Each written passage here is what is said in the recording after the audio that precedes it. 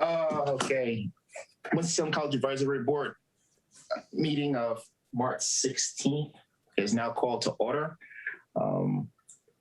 In absence of our secretary, Cameron, would you mind taking the roll call?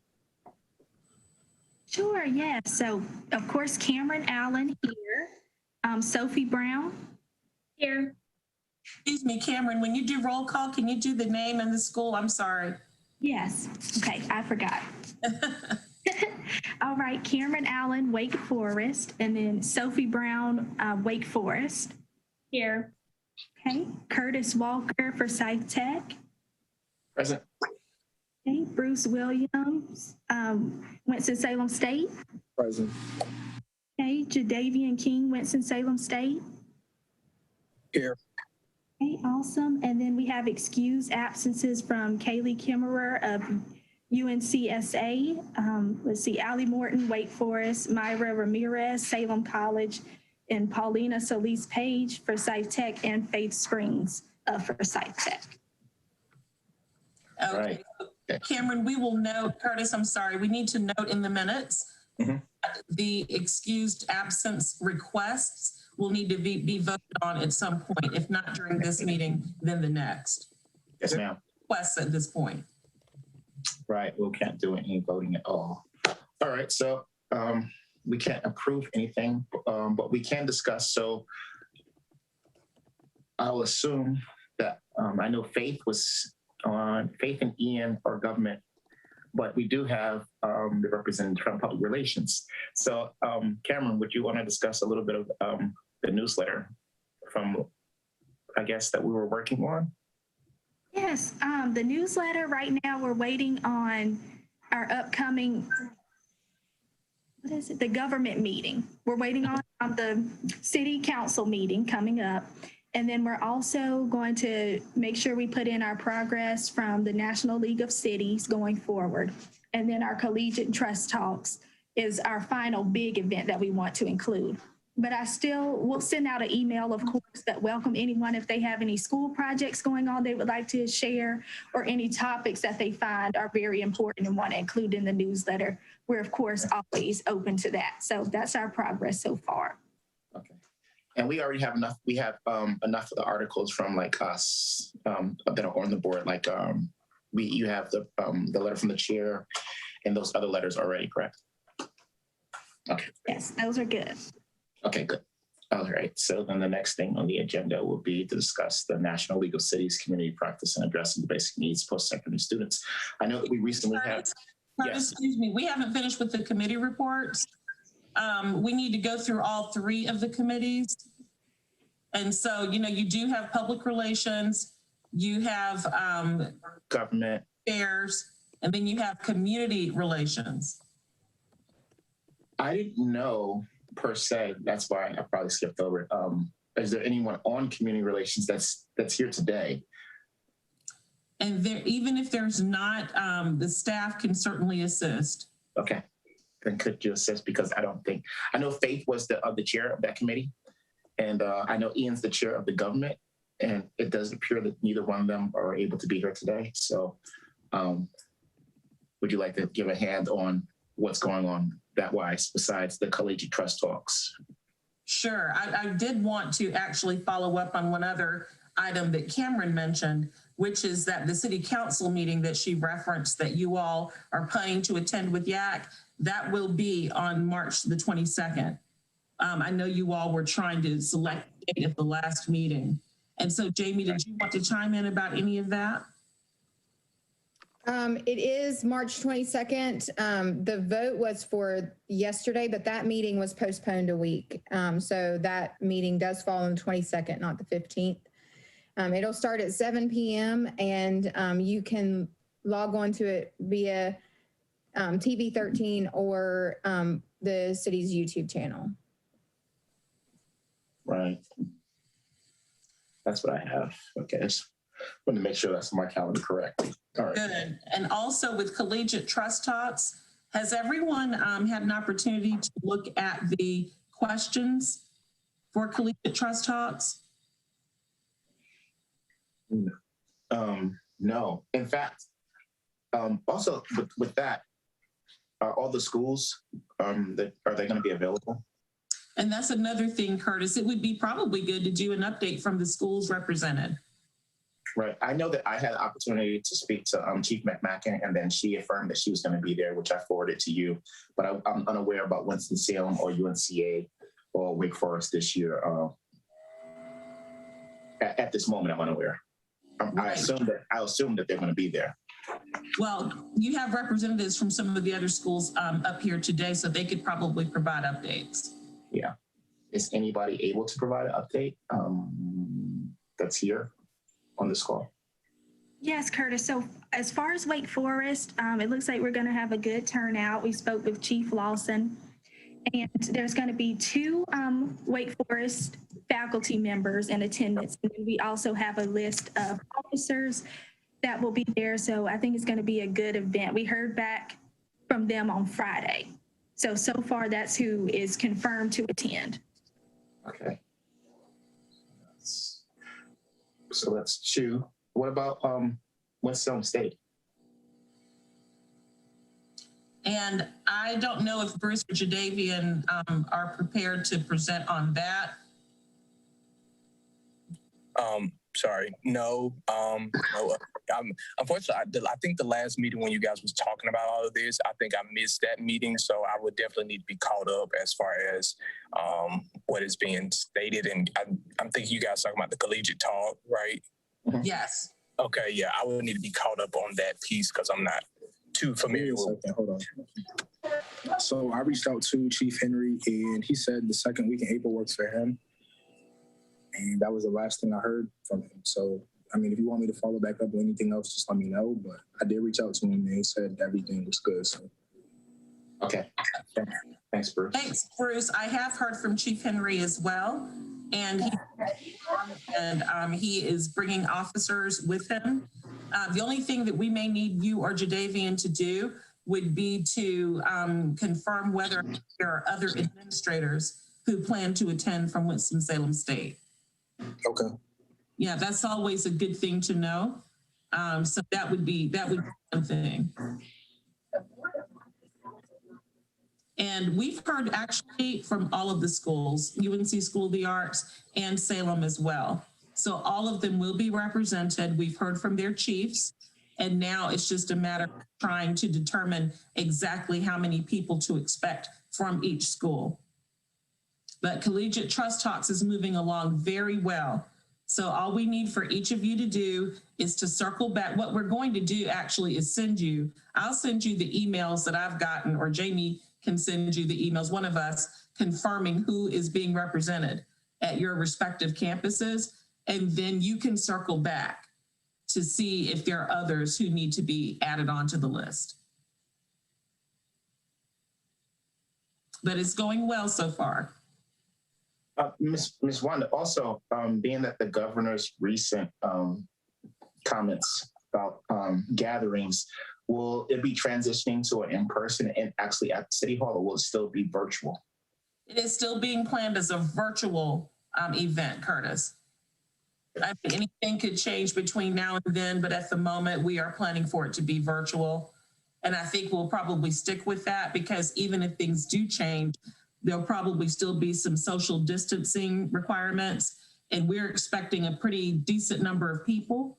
So we would still have those concerns, because we would have to find an adequate enough space. And, you know, usually we have it there at City Hall in the council chamber, and it's not but so big.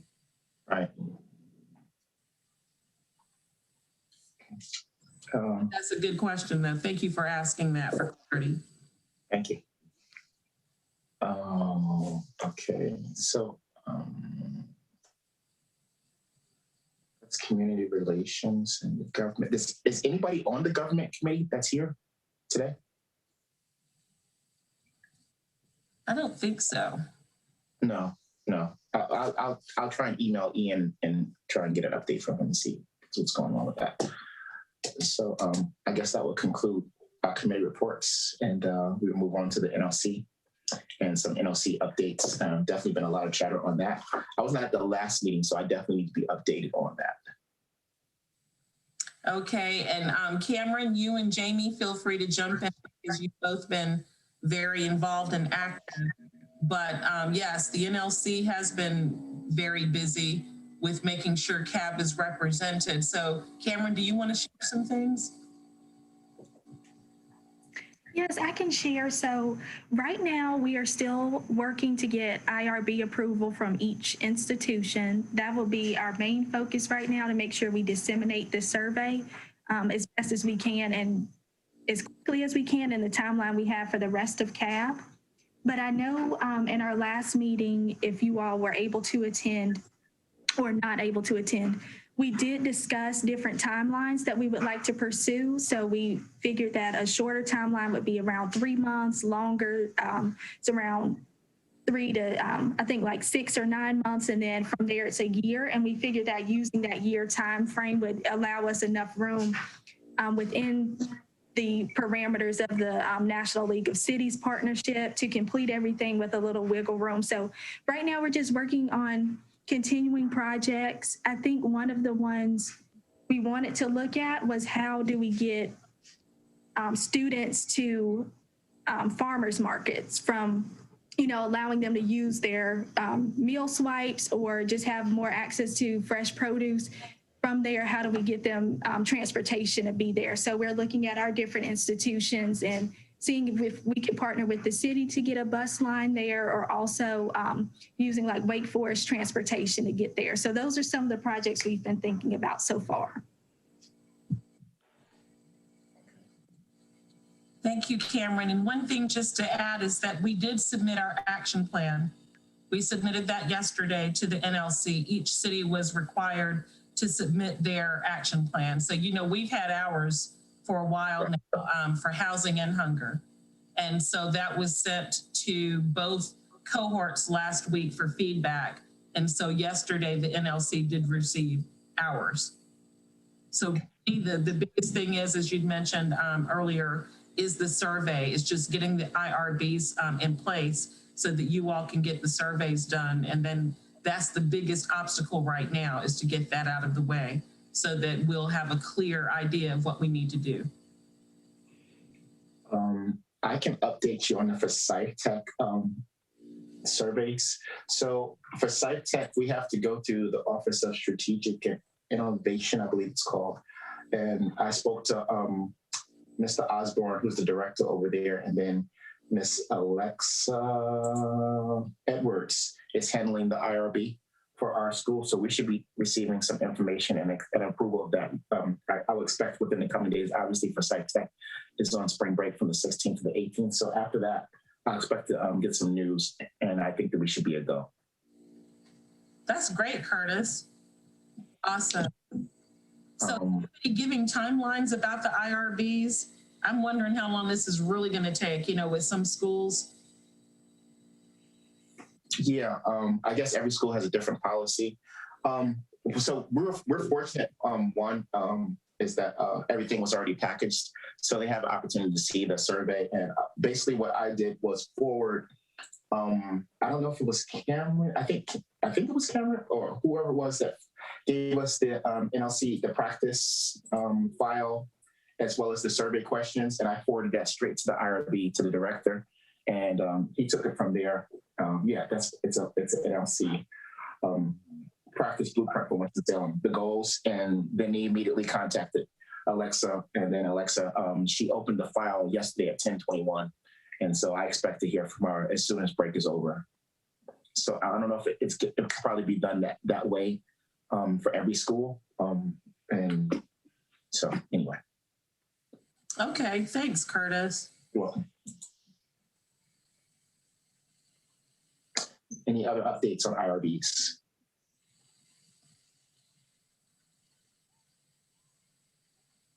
Bruce, Jadavian, Kevin? No? Anything that you would like to add to that, Miss Wanda, from any other schools that you know? Well, I do know that Winston-Salem State is working on theirs, right, Bruce? Have you heard anything about that? Not since our last meeting, but I mean, I can reach out and follow up if that's cool. Okay, did you want to brief CAB on that last meeting and what the information was that was shared about it from WSSU?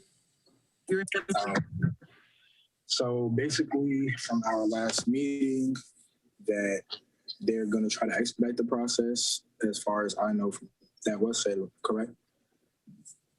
And, basically it's kind of really just a waiting game at this point, taking the necessary steps to expedite. And, I'll follow up probably today. I'll do it right now, actually, while I'm sitting here.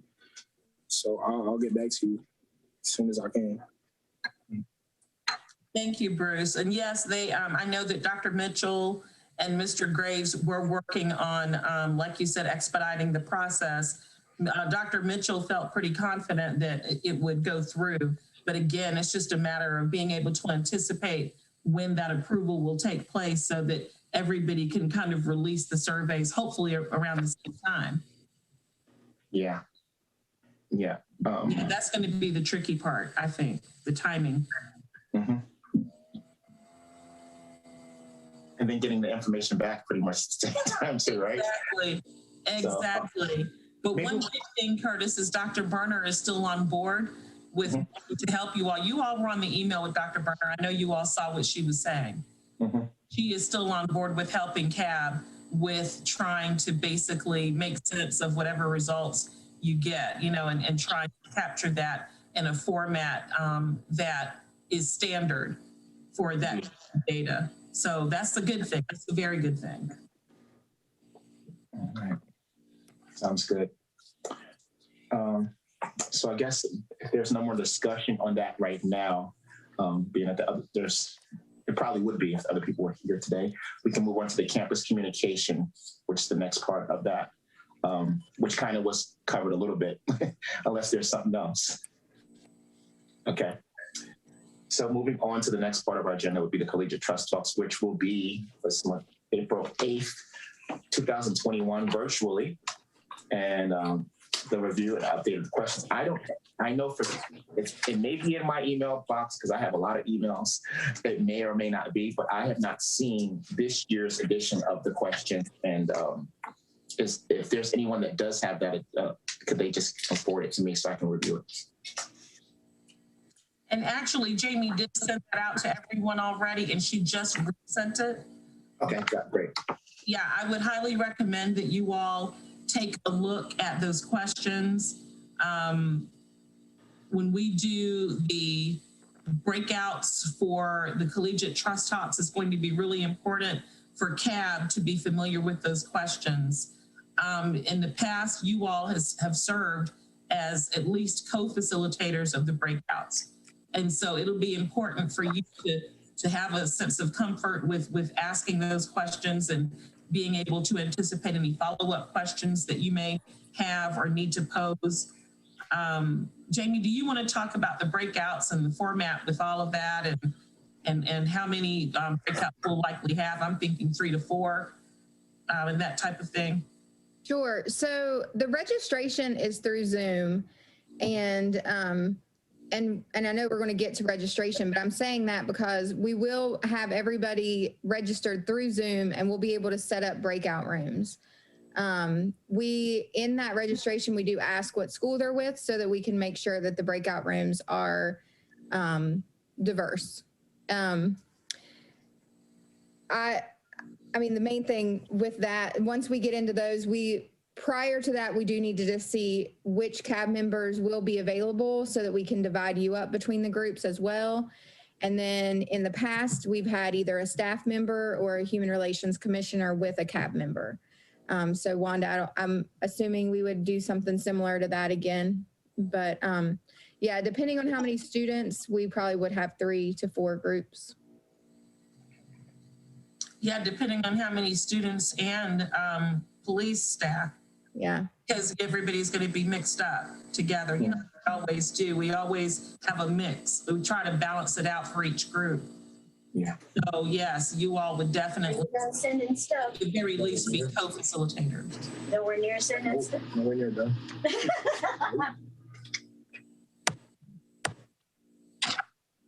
So were there any questions?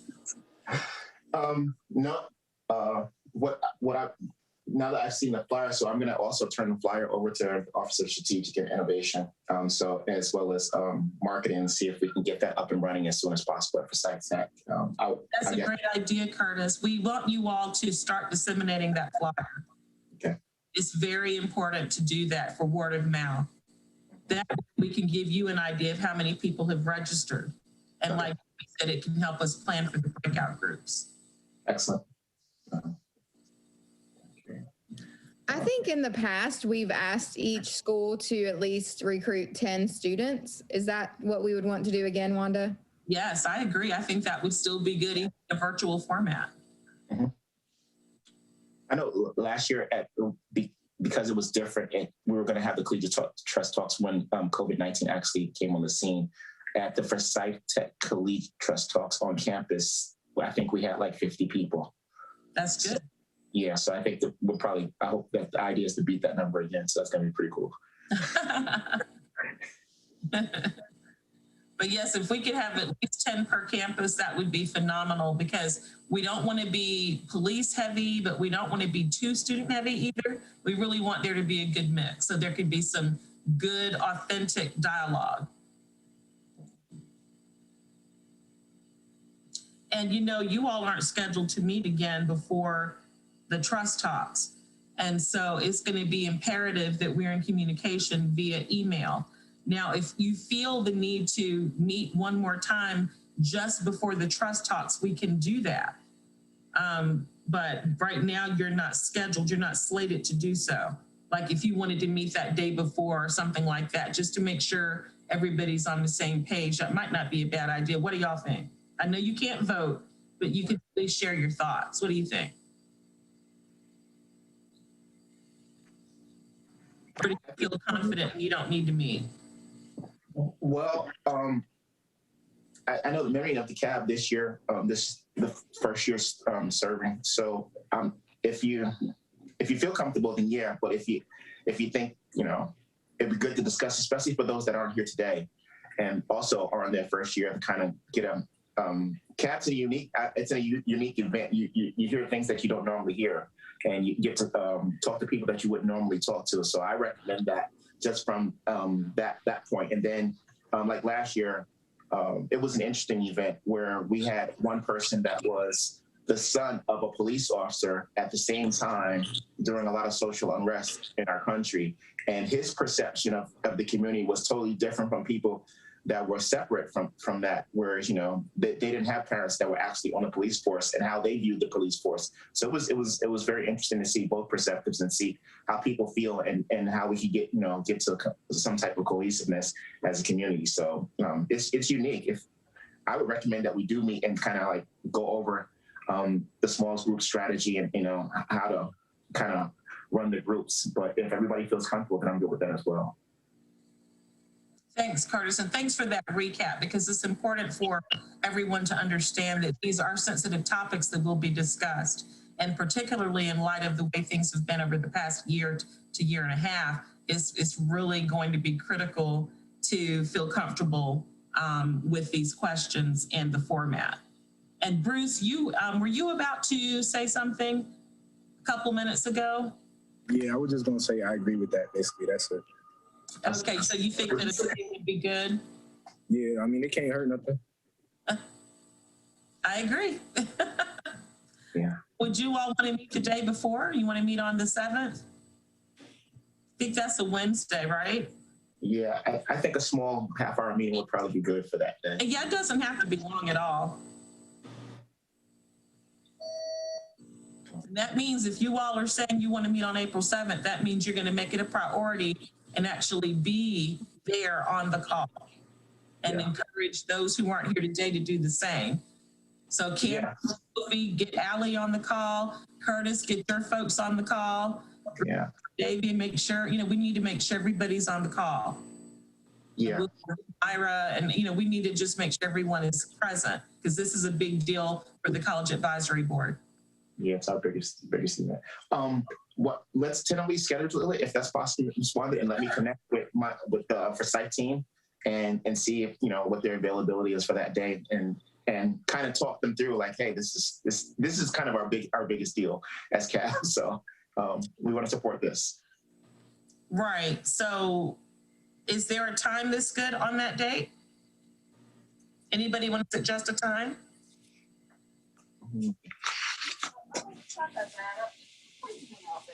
Yeah. See what time is it now? I guess it'd be either early morning or afternoon.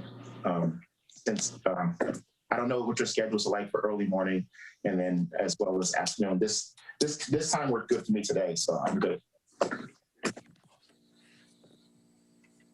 I wonder if we should send out one of those polls that we did over break so that we can get the input from people who aren't here today, rather than trying to come up with a time without knowing anybody else's schedule and just going off of 4 people's schedules.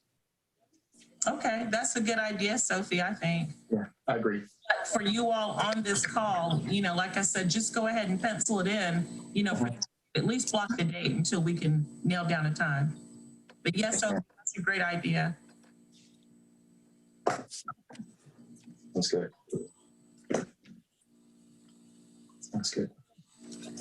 So if there's nothing else on the Collegiate Trust Box as of right now, I guess, because wow, we really are flying through this meeting, get to the staff reminders and information. March City Council meeting, 22nd, 7 p.m. Ms. Wanda, would like to give us some more information on that. I know it's a big deal. I like to be there for that one. Last year, we got to see the mayor, so that was good. Yeah, that's true. That's true. Yeah, again, it'll be a little different, virtual, all that. So it should be a pretty good meeting for you all to attend. There will be potentially some interesting things being discussed at that meeting, but we really won't know until after this week, because this week the City Council is having committee meetings, and that will determine what and what doesn't get passed on to the City Council meeting on the 22nd. So yeah, it should be a really interesting thing to sit in on. And of course, we will alert Mayor Joins and that you all will be watching, so that he can maybe give you guys a shout out. So that means you need to be there, watching, just in case. Yeah. Oh yeah, that's really all I would have to say about it, Curtis. Okay. I know there's a zoning board meeting today as well, in case anybody wants to get on that one. So. And also at 4 o'clock today, there is a general government meeting. And at that meeting, the City Council will be discussing the proposed non-discrimination ordinance. And the ordinance will include protections for sexual orientation, gender identity, veterans, national origin, and some other classes of persons. And so that may be of interest to you all to just kind of tune into that one. And that does start at 4 o'clock. So potentially some of those things could carry over to that meeting that you'll be attending for the full council on the 22nd. And also, I know the city has been doing some research into reparations. The city of Asheville has done reparations, form of helping disenfranchised populations to be able to access housing and other services. And so the city has kind of researched for best practices. And I do believe there will be a presentation at today's 4 o'clock meeting on that as well. So if those topics interest you, I would highly recommend that you check it out today at 4. Absolutely. Thank you, Ms. Wanda. I appreciate that. You're welcome. No, did not know about that. That's one I'm definitely going to try and look at. Great. Good. All right. So does anybody else have any information that they'd like to present?